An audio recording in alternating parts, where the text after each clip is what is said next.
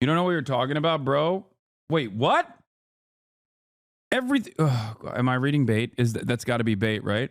There's a lot of slop, but you lying and spreading misinformation isn't great either. But they have sent people just to attack you when Trump won. I heard people came to your stream and laughed and trolled. There's no benefit that no one learns anything from that. Okay, maybe you can be salvageable chatter who is talking about the drama commentary community. I do not care about the commentary community. I'm not a part of the commentary community. And I think most of the commentary community is filled to the brim with drama and slop. Most likely, what you consider to be lying and spreading misinformation is a part of that slop. You have probably been duped into believing that I am a serial misinformation specialist. Okay? And that's it.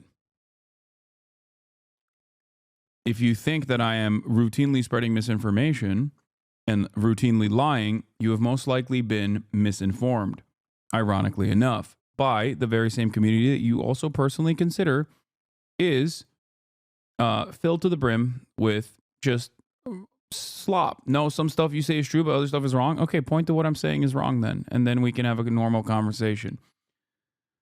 But if you're going to turn around and say that like you're pro-Russia, well, you're wrong. There is extensive commentary that I have engaged in that is not, that is not pro-Russia at all. I am not pro-Russia. If you were to say the Al Ahli hospital, well, Israel has blown up every single hospital, so you can just kind of look around to see who was most likely the responsible party. These are some of the slop farmers that consistently point to a 15-second clip over the course of like an 8-hour broadcast. But if I'm so commonly wrong and so commonly spreading misinformation, I'm sure you can point to something. The video he wanted you to address has more of the anti-Semitism, terrorism supporter. Oh, okay.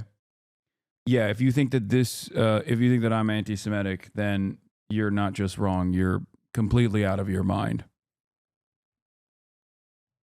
But maybe you aren't that way, but you probably have been duped into believing that. You were saying a bomb struck a hospital, saying that it was definitely an Israel bomb while having no real information. That's really interesting, because what those drama farmers conveniently ignore, aside from the fact that Israel has blown up every single hospital since then, including Kamal Adwan, which was the last remaining hospital that they actually sieged as recently as 2 weeks ago, is the fact that I didn't make that up. I was actually reporting on what the BBC was reporting on at the time, which was an understandable piece of reporting that an understandable conclusion that they arrived at, considering that Israel had bombed that specific hospital 2 days prior. I don't know if you knew that or not. Probably the commentary drama slap channels do not factor that information. And to this day, Israel has only delivered immediately falsified information to suggest that it wasn't actually them that blew up the hospital courtyard. And it was actually, as a matter of fact, a Hamas rocket, which was immediately proven to be not true. Then they said it was a Palestinian Islamic Jihad rocket, which also was immediately proven to be not true. They suggested that they intercepted Palestinian Islamic Jihad operatives talking to one another on the phone, which was also immediately proven to not be true at all. Israel has also routinely lied leading up to the Al Ahli bombing, and also since the Al Ahli bombing over and over again. Israel lied about the World Central Kitchen aid worker executions. So, if you are still holding on, I'm willing to say that I'm wrong on that one. No, it's okay that you're wrong on that one. What you need to understand is how you arrived at that conclusion. This is an educational moment for every single person that watches Drama Slop Farmers. Okay? The people that you're getting information from can make a convincing argument. This does not mean that they are correct or even remotely knowledgeable on the subject matter. That is the problem. If you watch a video, right?